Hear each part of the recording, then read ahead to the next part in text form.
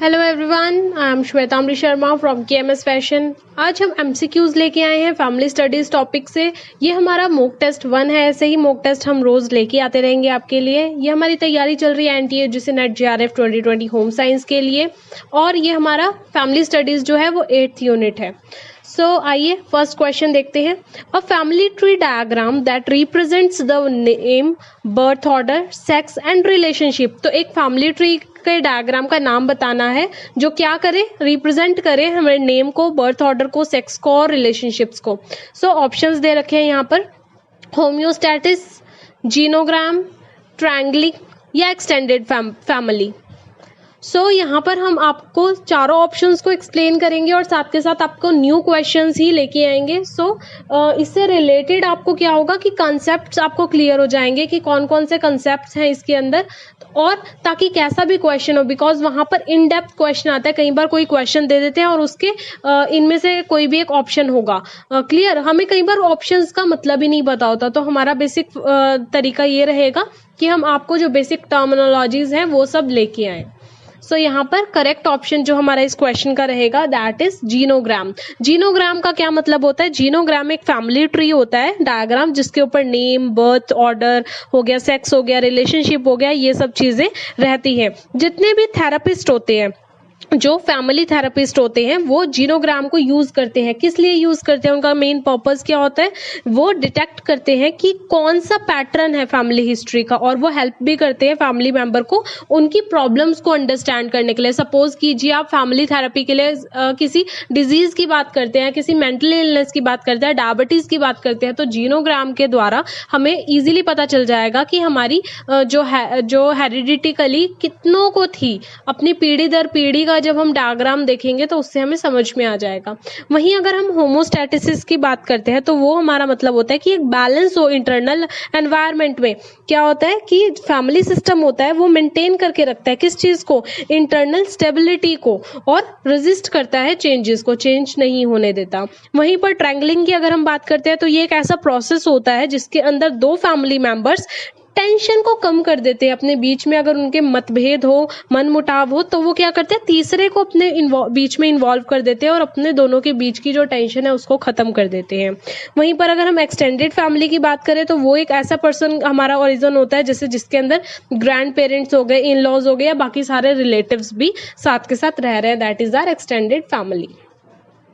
Next हम बात करते हैं, नेक्स्ट क्वेश्चन हमारा, name the initiative for prevention of trafficking for commercial sexual exploitation. हमें ऐसा इनिशिएटिव का नाम बताना है जो प्रिवेंट करता है किस चीज को? ट्रैफिकिंग को कमर्शियल सेक्सुअल एक्सप्लॉयटेशन के लिए। वुमेन हेल्पलाइन, राष्ट्रीय महिला कोष, उज्ज्वला या scheme of one stop centre. यहाँ पर हमारा इनका मतलब क्या रहेगा? सबसे पहले आंसर की अगर हम बात करें तो आंसर है उज्ज्वला। उज्ज्वला क्या होता है? ये एक हमारी कॉम्प्रिहेंसिव स्कीम है जो प्रिवेंट करती है ट्रैफिकिंग से और रेस्क्यू करती है। रिहेबिलिटेशन सेंटर एक किस्म से आप कह सकते हैं, री इंटीग्रेशन कह सकते हैं। जितने भी सेक्सुअल एक्सप्लॉयटेशन, जो कमर्शियली सेक्सुअल लाइक आपके जो बहुत सारे ऐसे गैंग्स होते हैं जो प्रोस्टिट्यूट्स का काम करते हैं, और उन लोगों को वो क्या करते हैं? बचाते हैं। अगर हम बाकी की बात करें तो वुमेन हेल्पलाइन जो है हमारी, वो हमारी किस चीज के लिए यूज की जाती है? और हमारा वुमेन हेल्पलाइन और हमारी जो scheme of one stop centre है, ये दोनों के दोनों हमारे फैसिलिटीज देते हैं। किस चीज की? मेडिकल एड हो गया, पुलिस असिस्टेंस हो गया, लीगल एड हो गया, केस मैनेजमेंट हो गया, ये साइको सोशल काउंसलिंग या कोई भी टेम्पररी सपोर्ट सर्विसेज देते हैं जो भी वुमेन्स वायलेंस का शिकार होती हैं उन वुमेन्स को। एंड राष्ट्रीय महिला कोष, जिसको हम RMK भी बोलते हैं, ये एक माइक्रो क्रेडिट है। जितनी भी गरीब औरतें हैं उनको अपने जीवन को सुधारने के लिए, अपने लाइवलीहुड को सपोर्ट करने के लिए पैसा मिलता है, तो ताकि वो इनकम जनरेट कर सके और वो क्या कर सके? आराम से ही अपना गुजारा कर सके, अपनी सोशल इकोनॉमिकल डेवलपमेंट कर सके। नेक्स्ट क्वेश्चन की हम बात करते हैं। ये जितने भी आपको क्वेश्चंस यहाँ पर मिलेंगे, ये अभी भी हम यही बात करें कि आपके जितने भी बेसिक कंसेप्ट्स हैं उनको क्लियर करने के लिए हम इन क्वेश्चंस को लेके आए हैं। और हिंदी मीडियम स्टूडेंट्स के लिए कि हम आपको हिंदी में ही समझा रहे हैं, बाकी हम क्वेश्चंस हिंदी में भी लेके आएंगे, बट इन क्वेश्चंस को भी आपको सुन के फ़ायदा होगा बिकॉज हमारे क्वेश्चंस हिंदी इंग्लिश दोनों में आते हैं।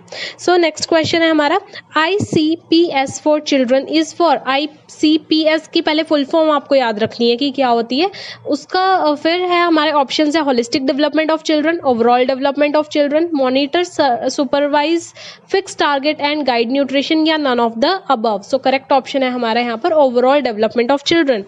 ICPS का मतलब होता है इंटीग्रेटेड चाइल्ड प्रोटेक्शन स्कीम, या हम अब इसको क्या बोलते हैं, चाइल्ड प्रोटेक्शन स्कीम बोलते हैं। और ये किस लिए अप्लाई की जाती है, जितनी भी स्टेट गवर्नमेंट्स होगी, यूनियन टेरेटरी एडमिनिस्ट्रेशन होगी, ये एक सेफ और सिक्योर एनवायरनमेंट देते हैं किसको, ताकि ओवरऑल डेवलपमेंट हो सके। किसकी डेवलपमेंट, तो हमारे चाइल्ड को, ताकि क्या क्या मिल सके, जितने भी बच्चों को नीड है केयर की, प्रोटेक्शन की, अर्बन हो या सेमी अर्बन एरियाज, हर जगह। सो ICPS क्या करती है, ओवरऑल डेवलपमेंट देती है, केयर देती है। Next question is article 20 is right to freedom for. जो हमारा आर्टिकल 20 है वो राइट टू फ्रीडम किस चीज के लिए है, protection in respect of conviction for offences, protection of life and personal liberty, right to education, और protection against arrest and detention certain cases. हमारा लास्ट भी क्वेश्चन आया था आर्टिकल 21A था, उसका उन्होंने पूछा था कि क्या। सो मीन्स हमारे आर्टिकल्स का बहुत इंपॉर्टेंट रोल है, आपका एक क्वेश्चन इसमें से आ सकता है। और भी आर्टिकल्स हम लेके आएंगे, इवन दो सारे आर्टिकल्स हम फुलफिल करने की कोशिश करेंगे। आर्टिकल बेसिक 20 हमारा किस चीज के लिए है, राइट टू फ्रीडम के अंडर ये हमारा आता है। और हमारा 20 आर्टिकल है protection in respect of conviction for offences का। अगर यहाँ पर दिए गए आर्टिकल्स की बात करें तो राइट टू एजुकेशन है हमारा 21A, जो हमारा लास्ट टाइम आया था एग्जाम में। और हमारा अगर हम बात करते हैं प्रोटेक्शन अगेंस्ट अरेस्ट, तो वो हमारा आर्टिकल 22 है। And protection of life and personal liberty की हम बात करें तो वो हमारा आर्टिकल 21 है। Next question, Santhwana was launched for. Santhwana जो है वो किसके लिए लॉन्च किया गया, चिल्ड्रन वायलेंस के लिए, डोमेस्टिक वायलेंस के लिए, डाउरी के लिए, या चाइल्ड ट्रैफिकिंग के लिए, सेक्सुअल हरासमेंट के लिए, या ईव टीजिंग के लिए। सो ये सारे के सारे और हमारे ऑप्शंस हैं और साथ के साथ कोड दिया है। तो इस तरह के भी जो भी ये नए लॉन्चेस होते हैं या पुराने लॉन्चेस होते हैं उनका मेन पर्पस क्या होता है। वैसे हम आपको बता दूं कि जो संतावना था वो लॉन्च किया गया था ड्यूरिंग 2001 टू 2002, और ये किस चीज़ के लिए था, ये हमारा वुमेन्स के लिए था। वुमेन्स में भी डाउरी हो गई, रेप हो गया, सेक्सुअल हरासमेंट हो गई, डोमेस्टिक वायलेंस हो गई, मतलब जितना भी फिजिकल या मेंटल टॉर्चर की अगर हम बात करें, चाहे वो सोशली हो या फिर फाइनेंशियल प्रॉब्लम्स हो, वुमेन्स को उनके लिए इसको किया गया था। और मेन ऑब्जेक्टिव हमारा इसका क्या था, हमारा संतावना का, इनका मेन एम था कि ये लीगल असिस्टेंट भी प्रोवाइड करे, फाइनेंशियल रिलीफ दे, टेम्पररी शेल्टर दे, प्रोटेक्ट करे जितने भी विक्टिम्स हों, और सिर्फ उनको हेल्प ही नहीं करनी बल्कि उनको क्या करना है, एम्पावर भी करना है। सो ये वुमेन को एम्पावर भी करते थे। नेक्स्ट क्वेश्चन की अगर हम बात करते हैं, the couple resides with his mother people after marriage. ऐसे कपल्स को क्या कहते हैं जो शादी के बाद अपनी मदर के घर जाके रहने लग जाते हैं। सो न्यू लोकल रेजिडेंस, एमिची local residence, bilocal residence, या एव्यून्यू लोकल रेजिडेंस। सो ये हमारे कौन कौन से हो गए, हमारा ये कहाँ पर लाई करता है। सबसे पहले तो इसका आंसर जान लेते हैं, दैट इज एव्यूनोकोलर लोकल रेजिडेंस। इसका क्या मतलब है कि जब बच्चा है ना, ये सबसे पहले बात तो लैटिन वर्ड हमारा एमीटा मीन्स फादर सिस्टर से इसका जो एव्यूनो लोकल जो हैं वो हमारा ऐसे कपल्स की बात करते हैं जो मदर्स के जो पीपल होते हैं। मतलब कि सपोज अगर if I am right now unmarried और उसके बाद अगर मेरी शादी हो जाती है तो मैं अपनी मदर के घर जाके रहने लग जाऊँ, मतलब मेरे मदर के ब्रदर्स के घर जाके रहने लग जाऊँ। सो इसी में ही क्या होता है कि जब भी कोई भी मैन ग्रो करता है तो वो अपने फादर के घर में ग्रो करता है, लेकिन जब वो शादी हो जाती है उसकी तो वो अपने आप को क्या करता है, ट्रांसफ़र कर देता है अपनी मदर के ब्रदर्स के विलेज में, और वहीं पर ही उसका क्या होता है, लैंड होता है, वहीं पर ही वो अपना रहता है। बाकियों की अगर हम बात करते हैं तो सबसे पहले हम बात करते हैं न्यू लोकल रेजिडेंस की। तो न्यू लोकल हमारा रेजिडेंस कौन सा होता है, जिसमें न्यू हाउस आता है इंडिपेंडेंट रेजिडेंस के लिए। एमिटी लोकल रेजिडेंस का मतलब क्या होता है कि फादर की sister, only a girl child has the permission to live with her father sister, की अपनी शादी के बाद एक लड़की अपनी फादर की सिस्टर के साथ रह सकती है, लेकिन जो एक बॉय है वो मूव करेगा किसका, फादर की सिस्टर के साथ आफ्टर ही मैरिड, अपनी शादी के बाद, शादी से पहले नहीं। क्लियर। और बायोलोकल का मतलब क्या चीज होती है, बायोलोकल मतलब होता है जिसके अंदर या तो either with a man relatives या फिर वाइफ रिलेटिव्स के साथ कपल रहता है आफ्टर मैरिज। नेक्स्ट क्वेश्चन है नेशनल रूरल हेल्थ मिशन, जिसको हम बोलते हैं NRHM, लॉन्च इन, कब लॉन्च हुआ था ये, 2005, 2004, 2003 या 2006 के अंदर। सो करेक्ट ऑप्शन है हमारा 2005 के अंदर हमारा national rural health mission launch हुआ था। तो इस तरह से आपको मिशंस और ये सब चीज़ें भी याद रखनी पड़ेगी कि वो कब लॉन्च हुआ था या कब एनफोर्स हुआ था। नेक्स्ट क्वेश्चन है Ayush stand for, so options are Ayurveda, yoga, naturopathy, Unani, Siddha, neo, homeopathy. सो इसके अंदर हमारे कोड्स गिवन है कि कहाँ पर ये और किस टाइम पे हुआ था, देखते हैं। सो ये हमारा सबसे पहली बात तो first option is correct, means Ayush की हमारी फुल फॉर्म क्या रहेगी, ये हमारा कंप्लीट है आयुर्वेदा, योगा एंड नेचुरोपैथी, यूनानी, सिद्धा, होम्योपैथी। ये हमारी इंडिया की जो ओल्डेस्ट, रिचेस्ट और बहुत ही डाइवर्स हमारा कल्चरल ट्रेडिशन है, उसको क्या होता है, मेडिसिनल प्लांट्स को यूज़ करना। और आयुर्वेदा के अंदर 900 स्पीसीज हैं, सिद्धा में 800 हैं, यूनानी में 700 हैं और अमिची में 300 हैं। सो ये सारी की सारी क्या करती है, डिफरेंट डिफरेंट ट्रीटमेंट्स हैं, different different types of treatment है। ये मिनिस्ट्री ऑफ आयुष के द्वारा स्थापित की गई थी। Next question, theory of Tridosha is, Tridosha की थ्योरी की अगर हम बात करते हैं तो वो क्या है, वात, पित्त, कफ, सात्व, रजस या तमस, फिजिकल, मेंटल या स्पिरिचुअल या नन ऑफ दीज। सो यहाँ पर हमारा ऑप्शन क्या आएगा। तो अभी हमने आयुष की बात की थी, आयुष में सबसे पहले आता है हमारा आयुर्वेदा। अगर हम आयुर्वेदा की बात करें तो आयु जमा वेदा का ये मिक्सचर है जिसमें फिजिकल, मेंटल, स्पिरिचुअल या सोशल एस्पेक्ट ऑफ ह्यूमन यहाँ पर लाई करता है। तो इसके अंदर इन्होंने क्या कहा था, इनका क्या बिलीव होता है कि जो हमारे 5 बेसिक एलिमेंट्स है, पृथ्वी, जल, अग्नि, वायु और आकाश, इस सब से हमारे सारे के सारे ऑब्जेक्ट्स या लिविंग बॉडीज बनी है। इसी के अंदर इन्होंने बिलीव की थी आयुर्वेदा के अंदर हमारी थ्योरी ऑफ त्रिदोषा, जिसमें वात मतलब ईथर और एयर, पित्त मतलब फायर और कफ मतलब अर्थ प्लस वाटर, ये हमारे 3 दोष थे जो हमारे किस में थे, फिजियोलॉजिकल एंटिटीज थी लिविंग बीइंग्स के अंदर।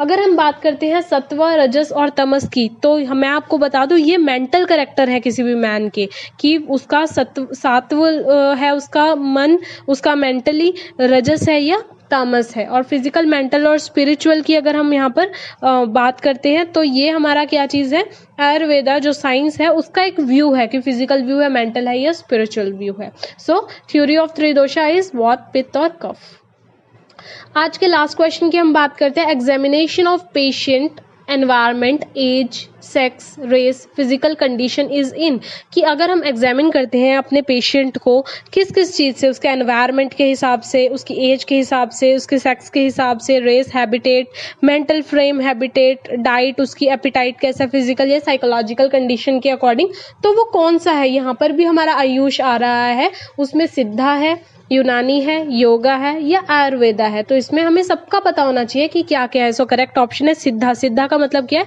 ओल्डेस्ट सिस्टम है मेडिसिन का, जो तमिल स्पीकिंग पार्ट जो है इंडिया का, वहाँ पर ये यूज़ किया जाता था।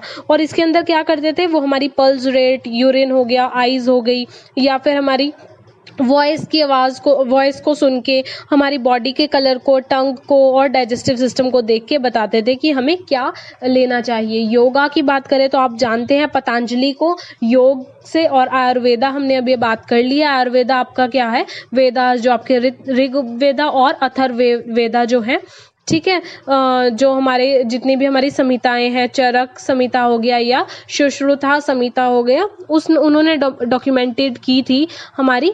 और अगर हम बात करते हैं यूनानी सिस्टम की, तो यूनानी सिस्टम हमारा कहाँ ग्रो हुआ था, ये भी एक ट्रेडिशनल नॉलेज है किस चीज़ की, एंशियंट सिविलाइजेशन जो हमारी Egypt, Arabian, Iran, China, Syria या फिर इंडिया के अंदर होती थी। और ये क्या करते थे, ये ह्यूमोरियस थ्योरी, इनकी 4 थ्योरीज होती थी। और ये प्रेशर ऑफ ब्लड्स, फेलेग, आपका येलो बाइल और black bile in a person से ही जज करते थे कि उसको क्या बीमारी है और क्या बीमारी नहीं है। सो ये सारे के सारे हमारे आज के क्वेश्चंस थे। होपफुली आपको अच्छे से समझ में आए होंगे। प्लीज़ लाइक कीजिए, शेयर कीजिए, कमेंट कीजिए, सब्सक्राइब कीजिए और अपना अच्छे से तैयारी कीजिए। और कोई भी क्वेरी हो तो प्लीज़ आप कमेंट करके ज़रूर बताइए। Till then, goodbye, have a nice day.